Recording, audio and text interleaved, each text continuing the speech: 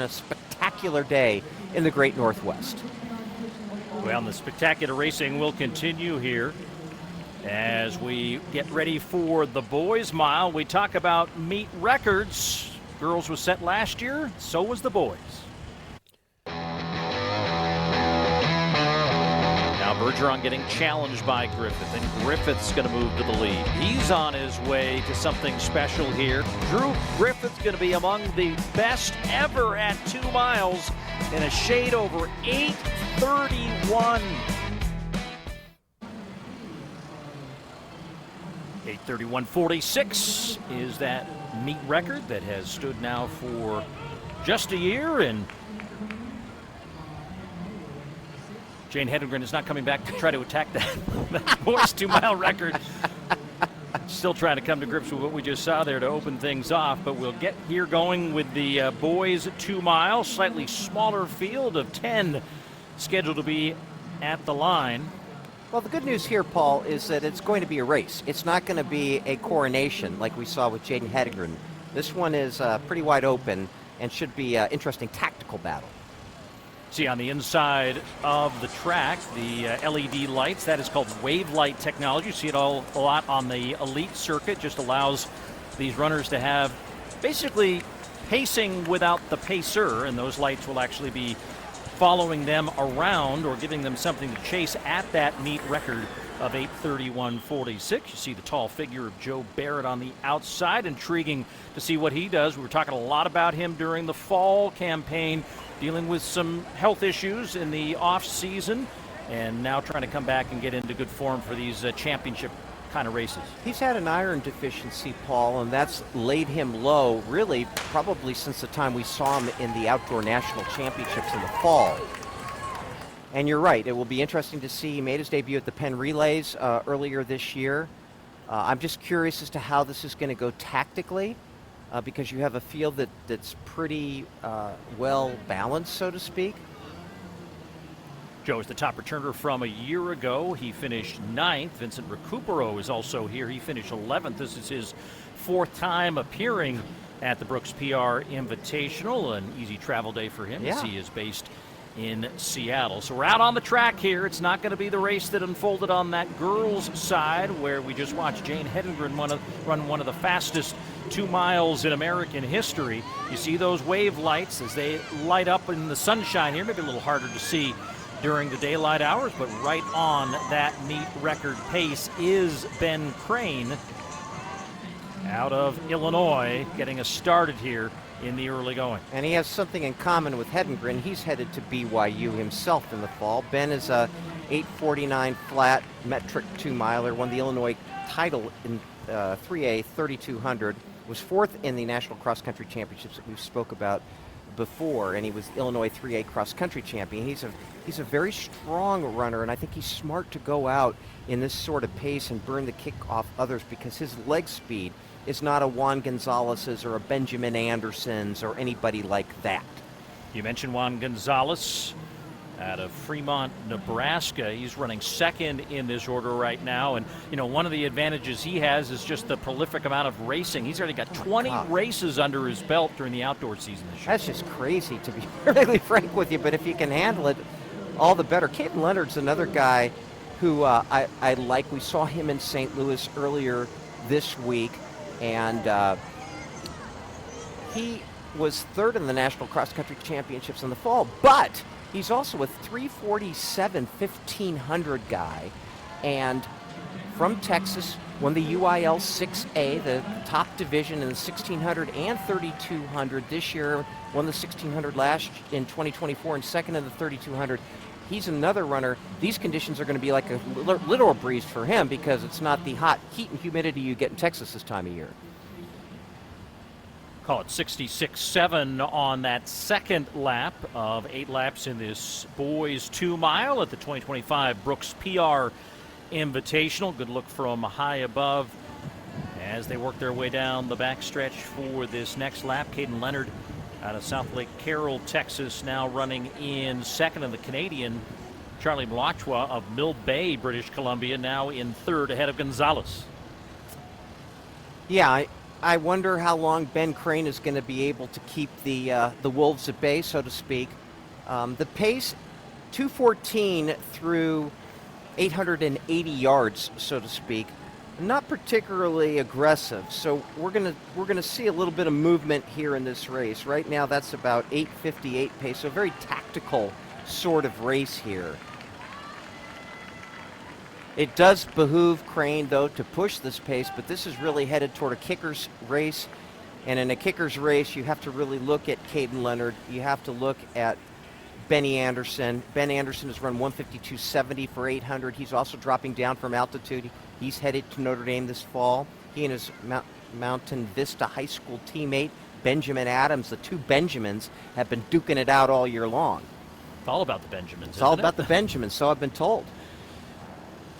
Benjamin Anderson sitting in about 6th position in this group. That still trails Ben Crane out of Illinois. We have 3 Bens in this race: Crane, Anderson, and Adams.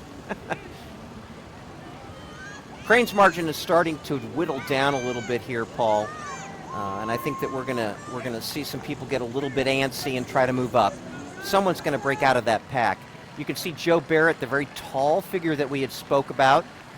He's starting to move up through that pack. Juan Gonzalez starting to move up through that pack. So it's getting a little crowded there, and the margin is whittling down. That was a 67.3 lap. So for a mile, 4:29. Again, very, very slow.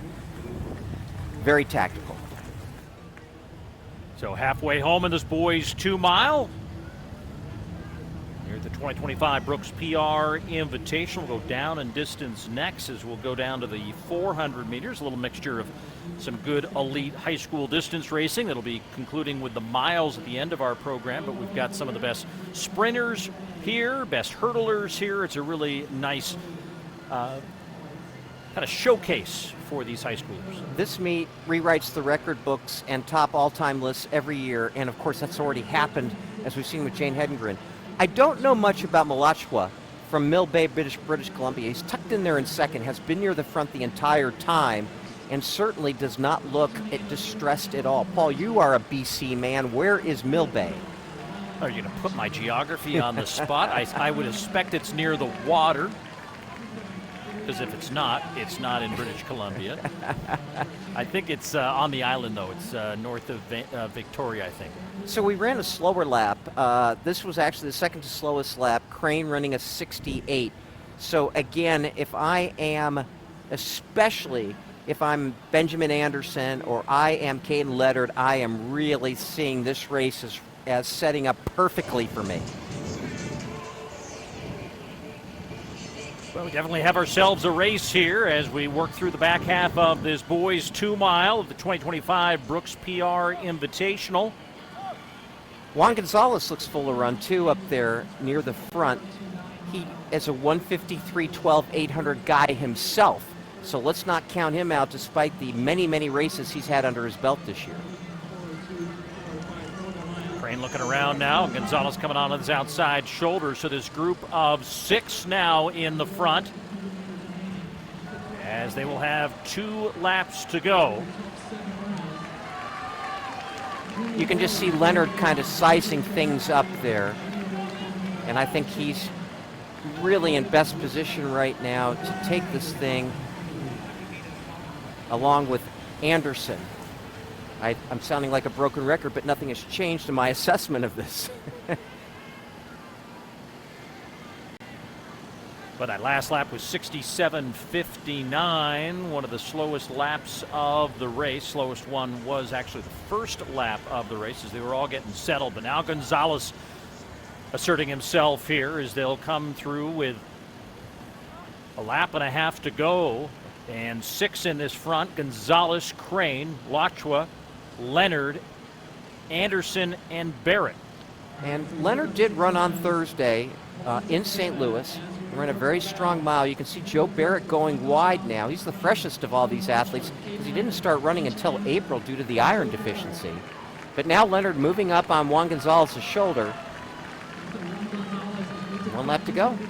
Yeah, Leonard covered that move nicely by Barrett, and those three now out in front. So Gonzalez, the future Oregon Duck, now in the lead, with Leonard second and Barrett, future North Carolina Tar Heel, in third. And Gonzalez showing what he's done all season long, starting to go to the arms and to the legs of the turnover, starting to clean and increase this lead ever so slightly as he's now trying to break this open with a half lap to go. Barrett is trying to catch Leonard and then maybe try to attack Gonzalez at the front.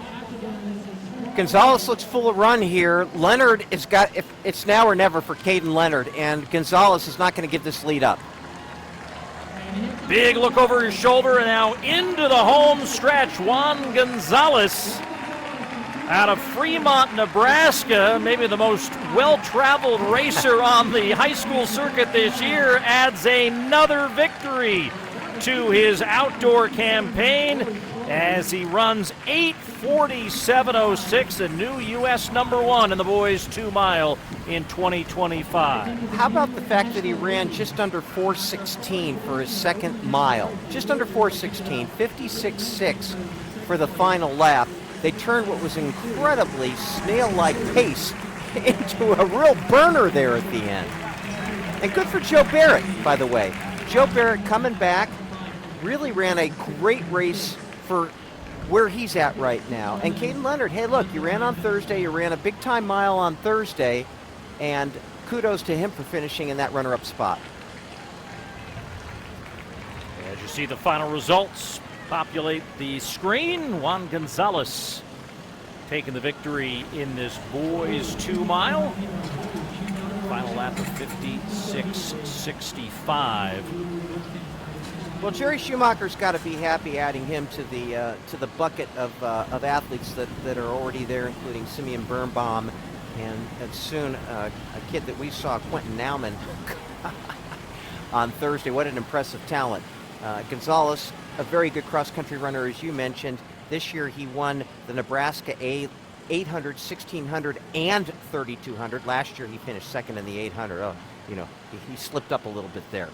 But he's a big-time competitor, and this was a very, very smart race that he ran here, Paul. And I like the 56.6 last lap.